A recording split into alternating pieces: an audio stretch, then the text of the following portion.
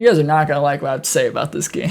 What's going on, guys? It's Six. I have about COD and Warzone. Let's get into it. MW3 year in review. Let's talk about it. I'm gonna briefly go over my thoughts on all four modes: campaign, multiplayer, zombies, and Warzone. Campaign, obviously the weakest of this game. It was a rush job that Sledgehammer had to cobble together after Activision looked at how bad MW2 was and was like, nope, we want you to cook on a whole new game because this is not gonna work for us. I just didn't enjoy it. I felt very unsatisfied, and I really wish they would have just given us the multiplayer and then just come out with a DLC campaign to go with it in like March. There's nothing that Sledgehammer could do about that. I just hope that they get a chance to really show off their storytelling abilities in their own full-fledged COD that gets a full development cycle. In terms of multiplayer, they blew every other studio out of the water besides Treyarch. Treyarch and Sledgehammer are like neck and neck with me in terms of like who I think is the best studio, because if you think about this whole year,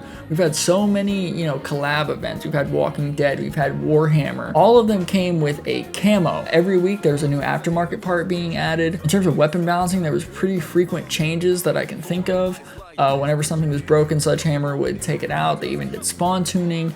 And overall, besides the game launching with the 2009 MW2 maps, all the maps that came out in the postseason from season 1 to season 6 are way better than a lot of the MW2 2022 postseason maps. It is astounding how bad the post-launch maps for MW2 were that weren't just remakes. I think the only good one that came out of MW2 was Dome. I think we had like Alboran Hatchery or something like that. It was just a very dull looking map. We had one that was like a rainy lighthouse. It didn't flow very well. I think Sledgehammer makes better maps than Infinity Ward and even maybe Treyarch, given how some of these BO6 maps are looking, because I might make a video on those. Those maps look like ass. Literally the Nuketown map, Warhead, the blown up Nuketown, it looks like you spawn in and you are just looking at someone immediately. It is very, very small. Apparently it's a strike map. I think that we need to get more maps that are a little bit bigger, maybe, more rewind, and even Red Card. Apparently Red Card looks like a very big map. We need maps that are built in the way that Sledgehammer made, like Rio, Vista, Grime. Even the new one that came with Season 6 Drive-Thru is a very good map. Besides like the spooky lighting, which kind of makes it a little bit hard to see at times, all of their post-launch maps have been phenomenal. Not to mention the mastery camos that they gave us, Interstellar, Borealis. They even added a mastery camo for MW2 weapons for zombies. I can't think of the name of it. I want to say it's like bioluminescent or something like that, but regardless, the multiplayer support in terms of like camos, in terms of weapon, grinding out weapons to get more prestige camos, it's so good. The one thing I can think of that's bad with MW3 multiplayer was at the beginning of the year with the armory unlock system. That was horrible. We should never go back to that. I get why they did it because of the carry forward stuff, but let's not do armory unlocks again and we're fine. I would totally be fine with Sledgehammer taking this design philosophy into their own Call of Duty in like 3 years time. In terms of zombies, I have a good tenure with zombies. I've kept up with the story, but in terms of playing it a lot, that ended when BO3 came in because I feel like they made it a little bit too complex, and then I got back into it fully with Cold War because they kind of dumbed it down but kept the story and Easter eggs a little bit more common. I don't know, they found a good middle ground between like BO2 and BO4, if you ask me. And in terms of the story, I like where the story's going. I'm kind of a little bit aware where the MW3 zombie story went. I know it leads into Liberty Falls and BO6, but in terms of, me being excited to play zombies and find out what's next, I wasn't really there for it. I was just there for the camo. So I know that Treyarch was in-house for season 1 up to season 2 of MW3 Zombies, or I think it was just season 1, and then Sledgehammer had to take over. So that's why we saw seasons where there wasn't any zombie support. And I feel really bad for Sledgehammer because now people are gonna think they're just a bad studio when in reality they just keep getting fucked over by Activision. But all in all, it didn't bore me. It was a very good, kind of chill out, listen to a podcast while you grind for camos mode. I really enjoyed, what little time I spent with it. And in terms of Warzone, Sledgehammer, I don't think had a lot of say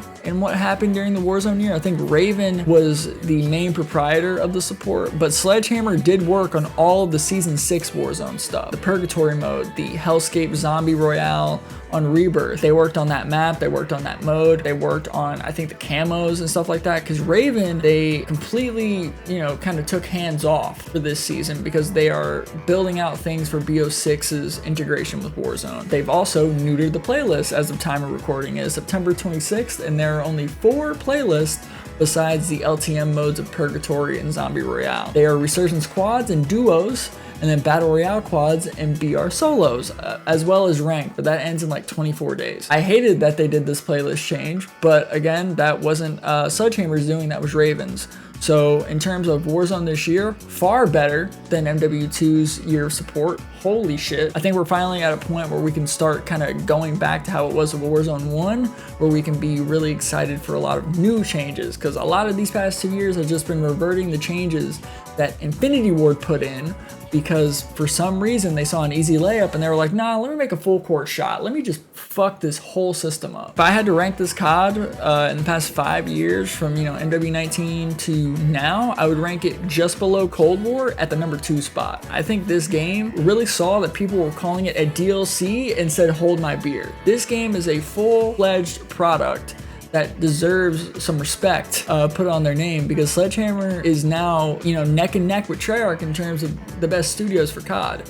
You can agree to disagree with that, but Infinity Ward is horrible. They are horrible now. Until they change up their leadership and realize that they are a Call of Duty studio that works on Call of Duty games and not trying to make a milsim-like game, then, you know, we can kind of revisit this conversation of who is, you know, the best studio. But right now, I think MW3 is the second best COD that we've gotten in this Warzone era of Call of Duty titles. Which is gonna lead me to the end of this video. Where would you guys rank MW3? Did you enjoy your time with it? Did you, you know, what was your favorite part of it? What was your most hated part of it? Let me know in the comments below. I should have another video out before BO6 drops, but it's kind of hard to come up with content to talk about, so I'll get back to you guys on that. I hope you guys have a wonderful rest of your day or night. I'll catch you in the next one.